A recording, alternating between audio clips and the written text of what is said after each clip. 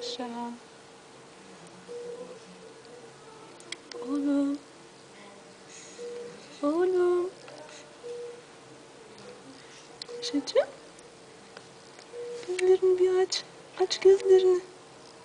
Açamıyor musun gözlerini? Açamıyor musun sen gözlerini? Yemek yedi. Gündüz açmış da.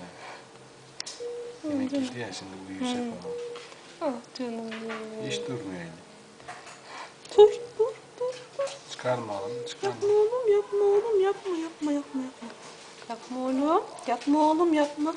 Takıldı mı eli oraya? Hı. Takıldı. Yok takılmamış. Sana. Bak şunu. Öğren çıkardıydı onu. Hiç durmuyor değil mi oğlum benim?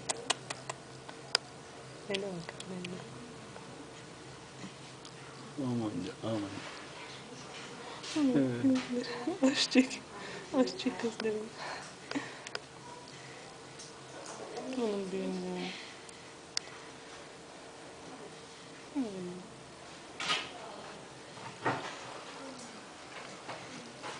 Yapma oğlum. Yapma paşam. Oo. Elim ya. Elim ya.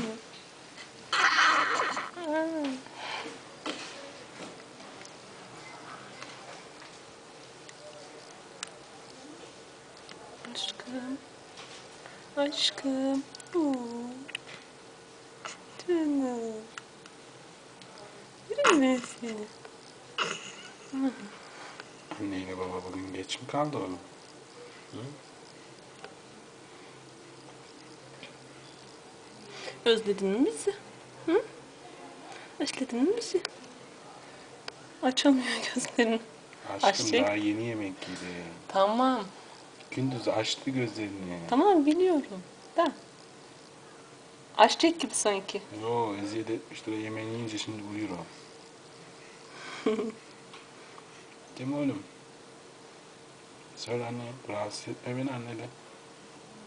Uyuyacağım da, nerede kaldım? Önceden gelseydin de. De oğlum. Kendi gelebilirdi anne. Niye gelmemiş?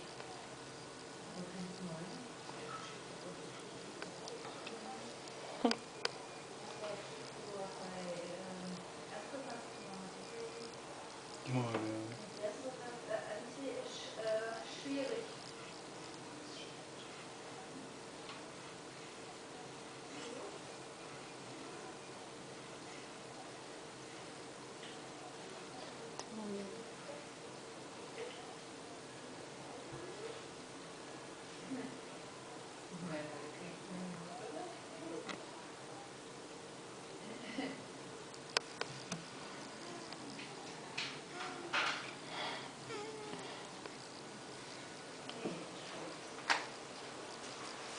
Evet annesi, bir şey söyleyecek misin?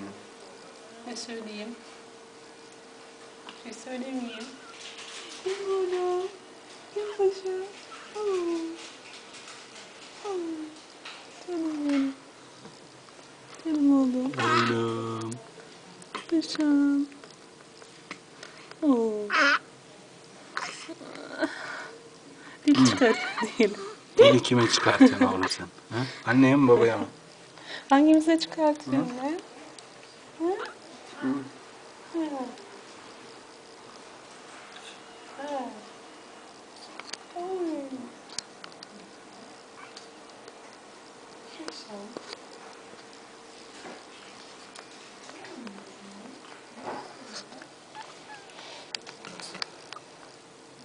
Tamam paşam. Evet oğlum, 5 dakikalık şey bitti video.